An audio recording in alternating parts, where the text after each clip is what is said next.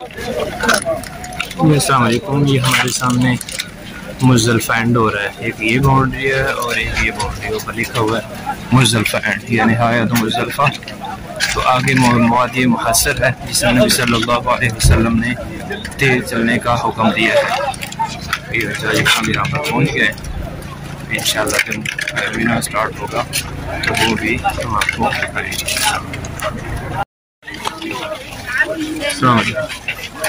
जी, ये जैसे ही शेड शुरू होता है तो मीना शुरू हो जाता है।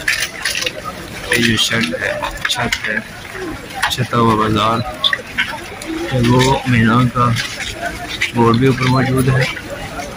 और यहाँ से फिर ये जो शेड है ये तकरीबन जमरात के पास, मस्जिद पास खैफ के पास ख़त्म होता है।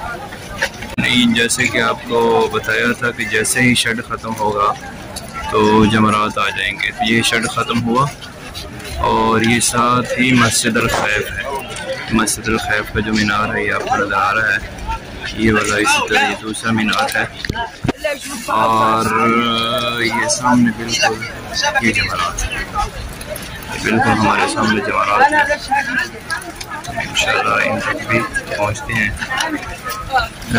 जहाँ तक ये मस्जिद है, नबी सल्लल्लाहु अलैहि वसल्लम ने फरमाया कि इस मस्जिद में 70 अम्बिया ने नमाज़ पढ़ी। तो जब आप मीना में हो तो यहाँ पर नमाज आप पढ़ सकते हैं।